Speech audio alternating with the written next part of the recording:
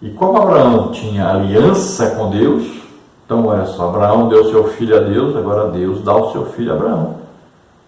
Olha aí, Jesus, o Filho de Deus, foi dado para morrer por todos nós. Nós somos da família de Abraão espiritualmente, porque Abraão é chamado pai da fé. Então nós temos a mesma fé que Abraão teve em Deus.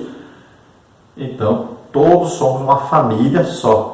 Família que? Dos salvos, dos crentes, daqueles que amam a Deus, daqueles que têm fé em Deus.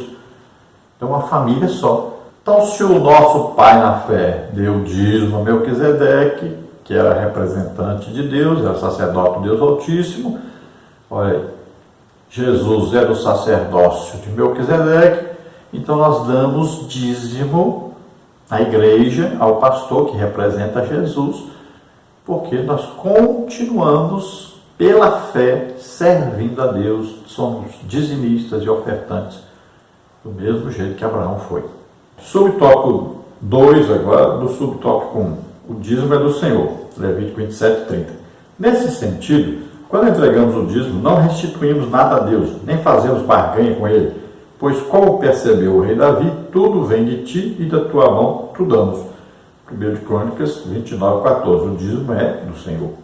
Às vezes nós falamos, né? Vamos dar o dízimo, vamos entregar o dízimo, vamos restituir o dízimo. Então, muitos termos são usados. O importante é sabermos, nós estamos entregando a Deus o que já é dele. Nós estamos fazendo vantagem nenhuma quando damos o dízimo. Tem gente que toca trombeta, fala para todo mundo que dá o dízimo, que é dizimista e tal, se orgulha disso, mas só está fazendo a sua obrigação.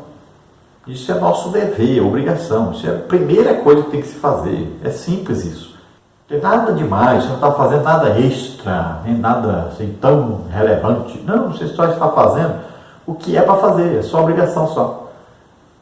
Não fique pensando que você é mais do que os outros, que você é melhor, que é mais importante, só porque você é dizimista. Não, isso é obrigação de todo crente.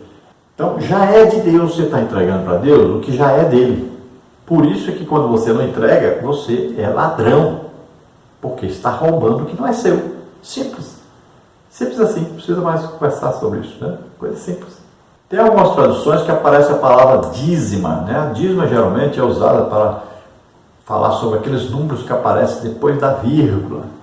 Então, por exemplo, o pi, né? Que é 3,1416 e vai infinitamente o restante dos números. Então, aquele que tem depois da vírgula é chamado dízima. Agora, algumas traduções na Bíblia têm o nome dízima, mas isso aí no original é o dízimo, viu? Não é a palavra dízima português aqui, que tem outro significado. Mas isso aí é a 10ª parte que está se referindo aí. E a Bíblia diz bem claro que essa parte aí, esse 10%, a 10ª parte aí, é do Senhor. Então, você não está tirando alguma coisa sua para dar para Deus. Você está apenas entregando o que já é de Deus para Deus. O subtópico 3 aí, do subtópico 1, o objetivo do dízimo no Antigo Testamento. Deus instituiu o dízimo como lei para a manutenção da sua casa, sustento da classe sacerdotal e o cuidado com os órfãos e as viúvas, como está em Malaquias 3:5, Deuteronômio 26:12, Jeremias 22:3. Nesse sentido, há promessas de bênçãos aos dizimistas fiéis, como está em Malaquias 3:8-10. Então você vê aí os motivos, né, do dízimo no Antigo Testamento.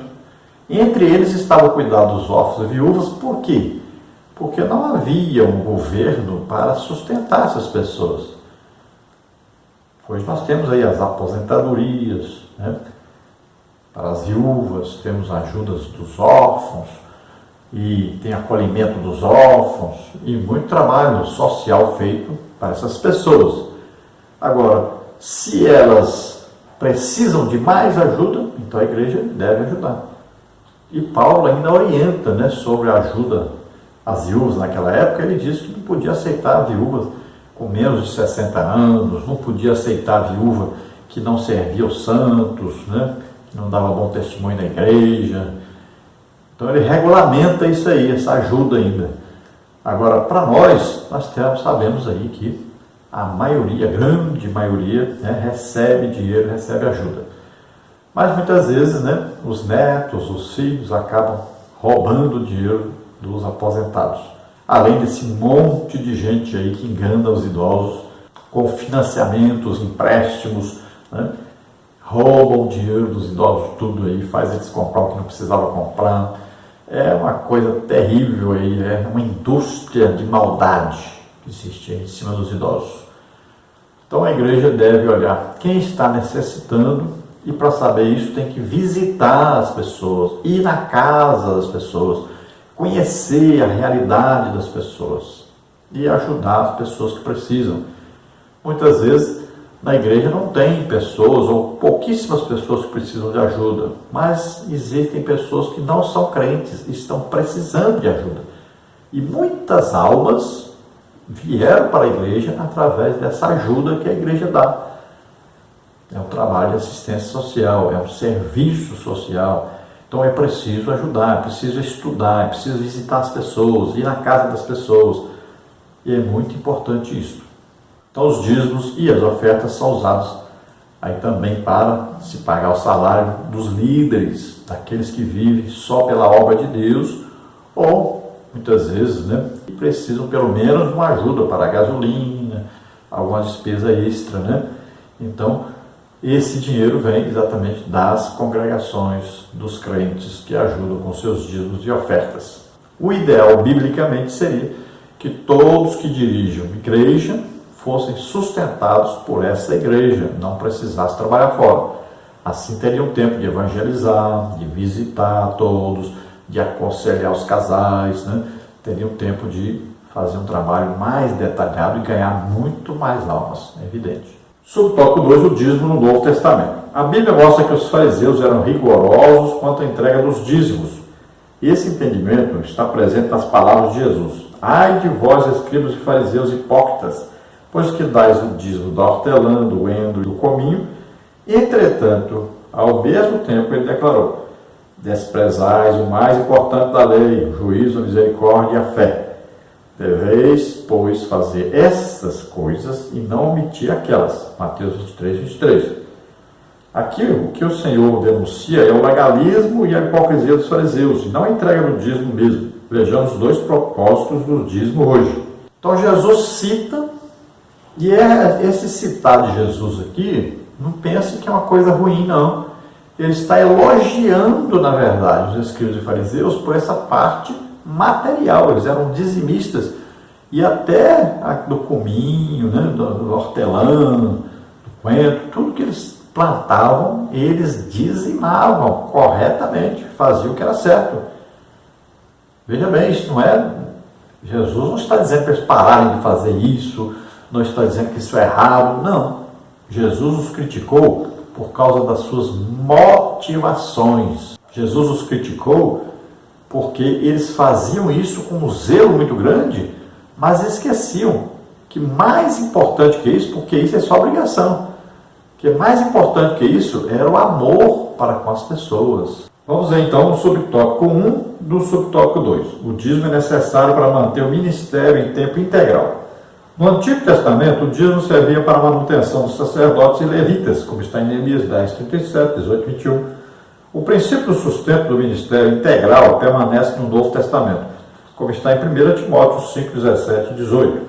Assim, aos ministros do Evangelho que se dedicam exclusivamente à obra de Deus, que vivam do Evangelho, 1 Coríntios 9, 14. Então, existem aqueles que vivem em tempo integral na obra de Deus.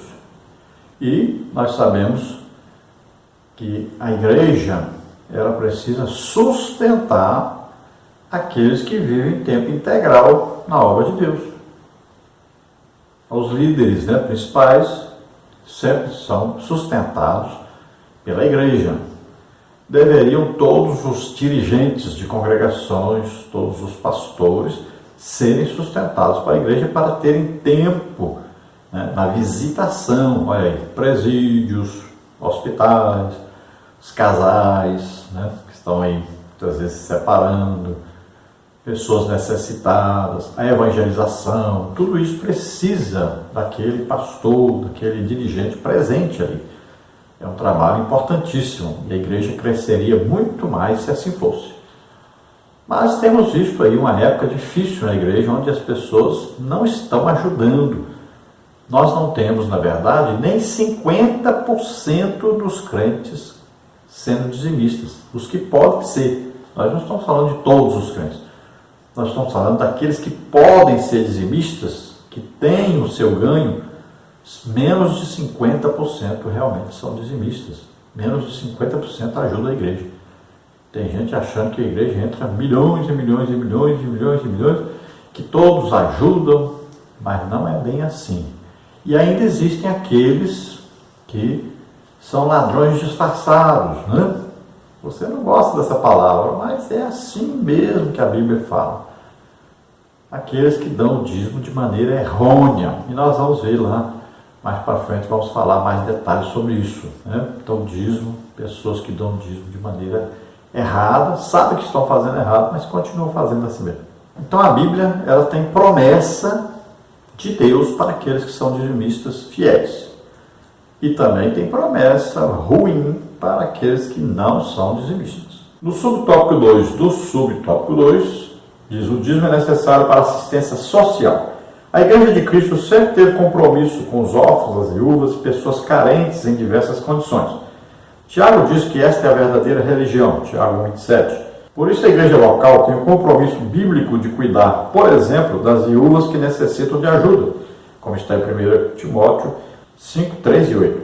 Isso é feito com recurso dos dízimos. Então nós vemos que a igreja sempre se preocupou em ajudar as pessoas que são necessitadas, as pessoas que precisam de ajuda. Muitas vezes as viúvas não precisam, recebem uma aposentadoria.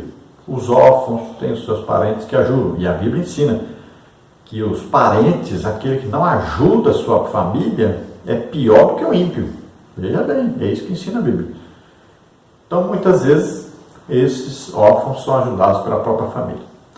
Mas quando existe um caso que a pessoa precisa de ajuda, então a igreja entra com essa ajuda. Existem as cestas básicas, né, que são doadas. Existe ajuda com remédios, muitas vezes, com aconselhamento e com ajuda, como no caso das clínicas, para recuperação de drogados, de viciados. Então, a igreja faz um trabalho social que muitas vezes está oculto, até mesmo aos olhos daqueles que congregam aí na igreja. As pessoas nem sabem para onde vai o dinheiro da igreja. As pessoas só falam uma coisa: o pastor é ladrão, o pastor está ficando rico, o pastor ganha muito dinheiro. É só isso que eles sabem falar. Mas eles não procuram saber o que é gasto na igreja, com o que é gasto o dinheiro da igreja. Só sabem acusar, falar, ao invés de ajudarem. E essas pessoas que falam muito sobre dízimo, que não dá dízimo, não deve dar dízimo, sempre são pessoas que não dão dízimo, pessoas que não entendem isso, pessoas que são avarentas, na verdade. E muitas delas é porque amam mais o dinheiro do que a Deus.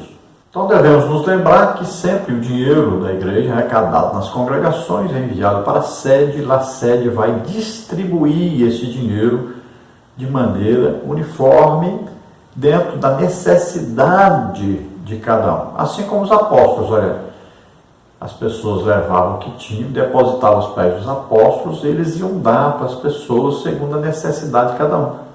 Quem tinha pouco, passava a ter um pouco mais. Quem não tinha nada, passava a ter. E quem tinha demais, passava a não ter mais demais sobrando. Então todos eram sustentados, todos passavam de acordo com aquilo que poderia manter a subsistência deles. Ninguém passava fome e ninguém tinha também sobrando, esbanjando. Vamos ver o subtópico 3, as ofertas nas Escrituras. A igreja no Novo Testamento se expandiu e se multiplicou, como está em Atos 9:31, 16:5, 1 Coríntios 16:19, para ajudar os irmãos necessitados, bem como expandir a obra missionária. A igreja apostólica usou o expediente das ofertas, 2 Coríntios 9:10-15, Filipenses 4:14-17. A Bíblia mostra que o trabalho dos apóstolos era financiado pelos irmãos de diversas igrejas. Hoje, juntamente com os dízimos, as ofertas têm importância e são dirigidas a muitos fins: construção, necessidade humanitária, missões, enfim, é um privilégio ofertar na obra do Senhor. Então nós vamos ver no Novo Testamento que as igrejas cresceram, se expandiram, e nós vamos ver que existiam ali igrejas que gostavam de ajudar os necessitados. E isso foi orientado por Paulo e foi elogiado por Paulo. Esse trabalho de ajuda aos necessitados sempre existiu na igreja. E esse trabalho, é claro, é feito através dos dízimos, das ofertas que a igreja recebe. E Paulo, muita gente fala, Paulo trabalhou, fez tendas, tudo bem, com a fase de Paulo, e Paulo algumas vezes fez isso realmente, mas não quer dizer que Paulo sempre fez isso. Outra coisa, Paulo não era pastor, Paulo era apóstolo, ele abria igrejas, mas não colocava outros para dirigir. Não fique falando aí que Paulo era pastor, que trabalhava para sustentar isso. Não é base bíblica para você dizer que é pastor e tem que trabalhar. Por favor, não fique inventando coisa. Paulo era um apóstolo, né? E desde o princípio do seu trabalho missionário, ele foi sustentado pela igreja de Filipos. E ele fala isso. Então, essa igreja sempre esteve ajudando Paulo. E outras igrejas ajudaram Paulo também. E sempre, nós vamos ver, todos os apóstolos eram sustentados com ofertas e dízimos. Era uma continuidade daquilo que existia no judaísmo. Ninguém mudou isso. Jesus nunca disse para ninguém parar de dar dízimo. Paulo, nem Pedro, ninguém. Isso era normal. Era uma continuação daquilo que faziam antes. É muito simples entender essas coisas. Tem pessoa que fica, né, discutindo coisa que não compreende. É simples entender que nós temos uma fé judaica cristã. Então nós continuamos aquelas coisas boas que o judaísmo praticava, nós continuamos praticando. Não é pecado fazer coisa boa, não. Não é pecado fazer coisa certa, não. Então a igreja continuou com o mesmo sistema, dízimos e ofertas para ajudar na obra do Senhor. E se era feito, não precisava ficar falando. Por isso que não se acha aí na Bíblia toda, no Novo Testamento, falando dessas coisas, porque era normal. E a Bíblia, ela vai ensinar a nós que nós devemos fazer as coisas por amor, com boa vontade, com alegria. Então, não precisava falar isso. Não precisava ficar insistindo nesse assunto, porque era uma obrigação de todos, era normal fazer isso.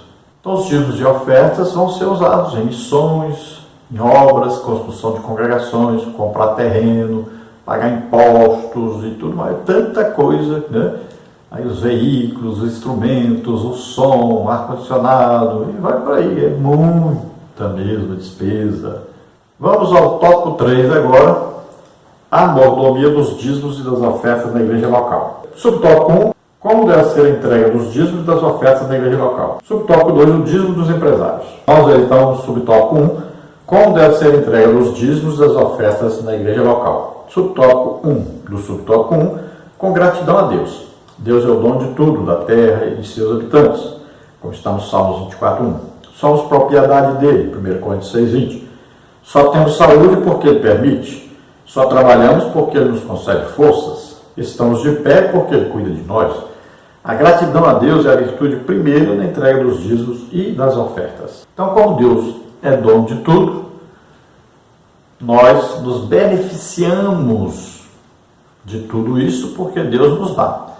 Então, quando nós somos dizimistas, nós estamos entregando a Deus o que já é de Deus, agradecidos por Ele ter nos dado esse 90% para nós. Ele poderia falar assim, 90% é meu, 10% é seu. Que maravilha, nós temos que ser agradecidos, porque Ele disse, 10% é meu, 90% é de vocês. Que maravilha, que Deus bondoso. Subtópico 2, do subtópico 1 aí, o dízimo deve ser calculado a partir da renda bruta. É comum irmãos terem dúvidas quanto ao cálculo para separar o dízimo. Deve separá-lo da renda líquida ou bruta. O princípio bíblico que norteava a entrega do dízimo no Antigo Testamento é o das primícias, Provérbios 3, 9 e 10.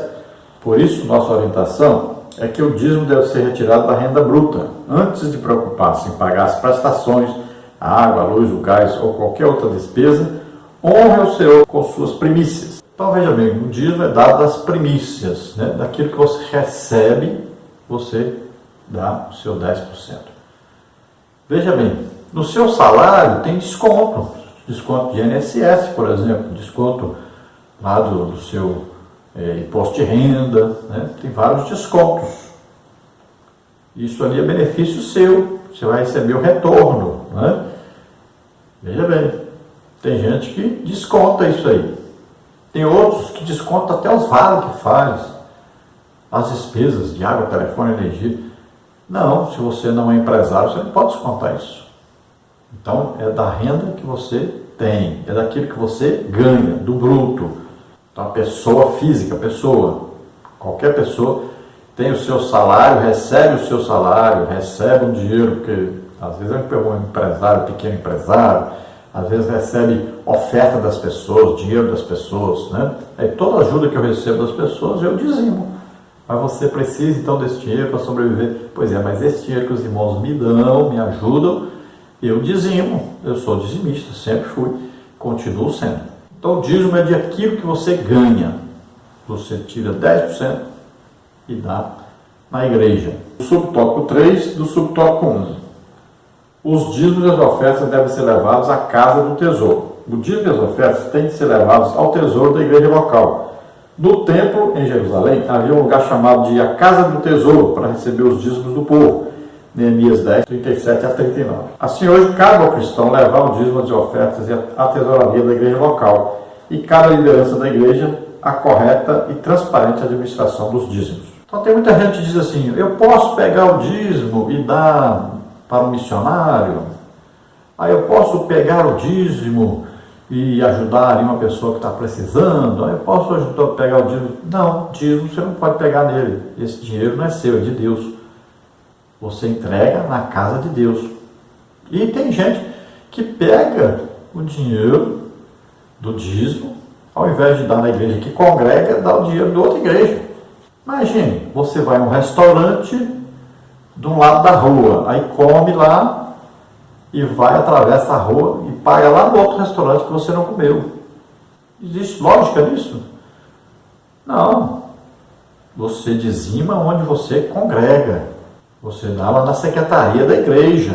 Você não dá também dízimo como oferta. Ah, passou aqui os irmãos pegando a oferta e eu joguei lá o dinheiro do dízimo lá dentro. Não, está errado. Dízimo é dízimo.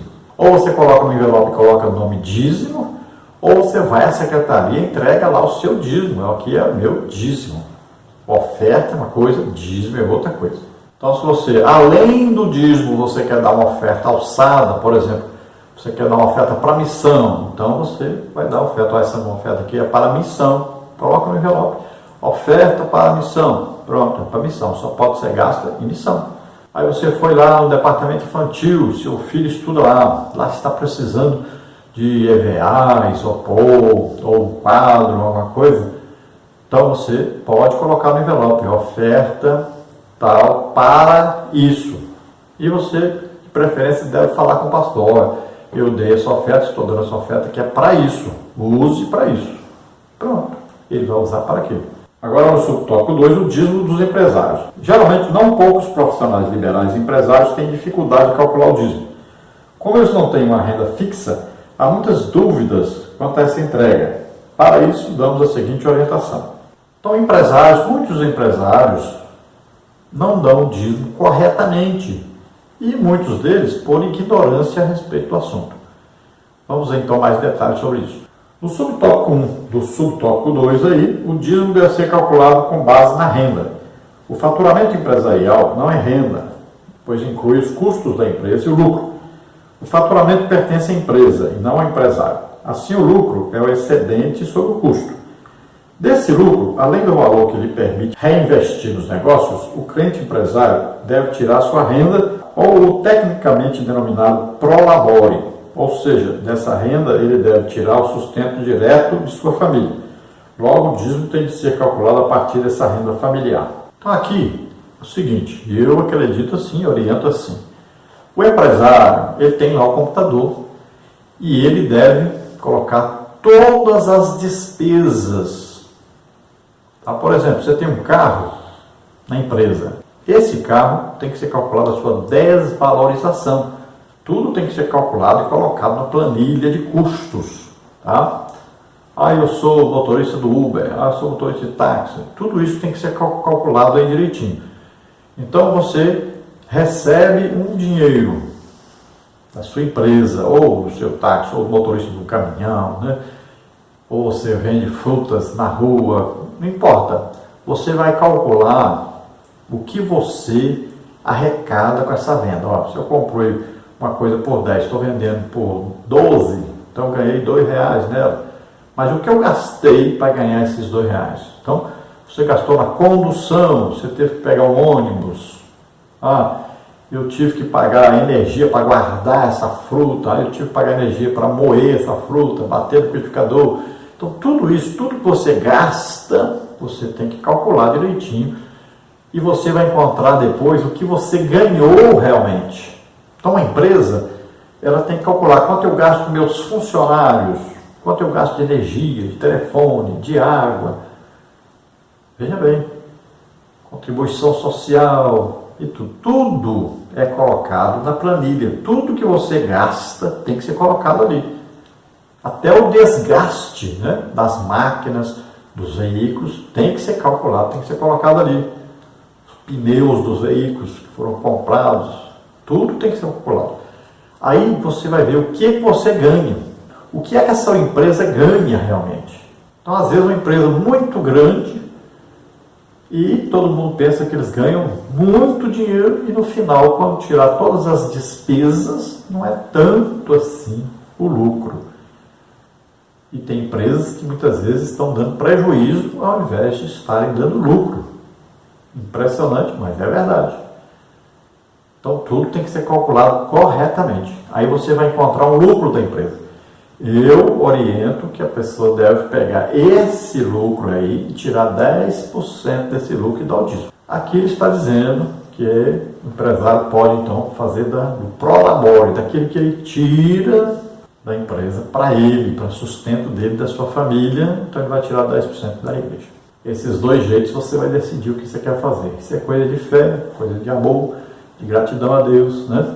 Cada um faz, então, do jeito que achar. Eu penso assim, ensino assim, que deve ser dado, então, do lucro líquido da empresa. Subtópico 2, então, do subtópico 2 aí, o controle da renda. Para calcular sua renda, o empresário cristão deve anotar numa planilha, no computador, ou mesmo no caderno, o quanto e a regularidade com que ele retira da empresa o valor para sua manutenção, se diário, se semanal, se quinzenal, se mensal, etc. Do valor retirado, simultaneamente, pode-se separar o dízimo. É melhor fazer assim do que deixar para tirar tudo de uma vez. Outro ponto importante é que o empresário deve retirar também o dízimo de sua renda bruta. Então aqui é uma continuação daquilo que está no outro subtópico, ensinando o empresário, então, que ele deve calcular sempre, então, qual é o lucro da sua empresa. O lucro aqui é o quê? Líquido, não é o bruto. É líquido, é tirando todas as despesas. Então, a sua empresa pode estar vendendo, às vezes, aí 10 milhões, mas o lucro da empresa só está sendo 1 milhão. O resto vai tudo nas despesas. Então veja só, é preciso calcular direitinho aí o que é gasto, né, para que se ganhe esse dinheiro. Então tem que ser descontado. O empresário tem que ser controlado e tem que ter controle sobre a sua empresa. Tem que tomar muito cuidado. Muita gente quebra porque não tem controle sobre os gastos da sua empresa, assim como a família. Muita família endividada, devendo cartão de crédito, porque não tem controle sobre os seus gastos. Então tem que cortar gasto para poder pagar as contas. Se não cortar gasto, não paga as contas nunca. Vamos à conclusão. Entregar o dízimo e ofertar não é obrigação, mas privilégio. Ora, Deus nos concedeu a vida, a salvação, a saúde, a família, a segurança, a paz, os irmãos na fé, os amigos, as oportunidades e as vitórias nas lutas. Reconhecer todas essas bênçãos é cultivar um coração grato. Assim, todo cristão sincero entrega o dízimo e oferta com satisfação, gratidão e alegria, para então contribuir para o crescimento e o fortalecimento do reino de Deus e sua obra. Então, ao contrário da maioria que pensa que dízimo, oferta é obrigação, é dever, que é obrigado e que é uma coisa dolorosa e tal. Ao contrário disso, deve ser encarado como uma coisa prazerosa, uma coisa que a gente faz com alegria, uma coisa que a gente fica pensando o tempo todo. Eu queria dar um dízimo maior, eu queria dar uma oferta maior, eu queria contribuir mais. A gente deve estar torcendo para isso todo o tempo. E Deus vai nos abençoando para que a gente possa contribuir mais, contribuir melhor, ajudar mais a obra de Deus. É assim que a gente tem que fazer. Nunca dê dinheiro para a pessoa, dê para Deus. Sempre faça isso, olhe para Deus. Você não pode olhar para a pessoa. Tem muita gente fazendo isso. Que a pessoa vai dar o dízimo, ele pensa que está dando dízimo para aquele homem ali, aquele que está na frente dele, aquele que ele enxerga ali. E não é assim. O dízimo é de Deus, você está devolvendo para Deus. Aquele homem ali representa Deus ali onde você está. Não importa o que ele vai fazer. Você pode ajudar, orientar até no gasto da igreja. Pode cobrar? Pode. Pode auxiliar? Pode. Agora, cuidado. Porque ele está ali como representante de Deus. Muito cuidado com isso. E cuidado com o que você fala. Então, deixa Deus tratar com aquela pessoa. Oriente, ajude, mas cuidado. Não passe do seu limite. Então, seja servo, seja humilde, ajude e sempre pensando, eu estou entregando para Deus o que é de Deus, porque eu sou grato a Deus que me deu tudo que eu tenho, tudo que eu possuo, inclusive a vida. Glória a Deus, aleluia. Vamos orar agora. Se você deseja aceitar Jesus como Senhor e Salvador, é sua oportunidade. Se você está doente, está enfermo, vamos orar. Jesus cura você agora. Vamos orar. Pai querido, em nome de Jesus, te agradecemos por estarmos falando de um tão importante assunto. Oh,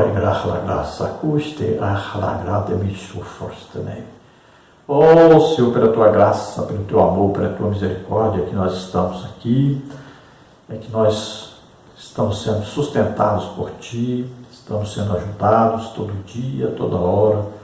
Cada dia, Senhor, o Senhor tem ajudado, tem abençoado. O Senhor nos dá a vida, dinheiro, nos dá saúde. Oh, Senhor, quantas oportunidades. O Senhor nos capacita para fazer a tua obra. O Senhor nos dá a nossa família. Tudo que temos, que possuímos, Senhor, pertence a Ti.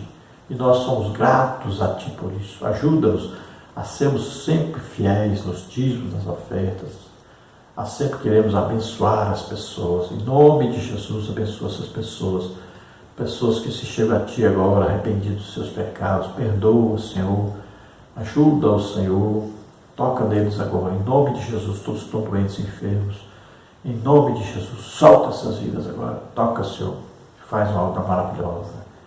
Em nome de Jesus, receba o teu milagre. Glória a Deus, aleluia. Então não se esqueça, você que quer nos convidar, entre em contato conosco, telefone 99951520454. Nosso e-mail henriquelhas@hotmail.com.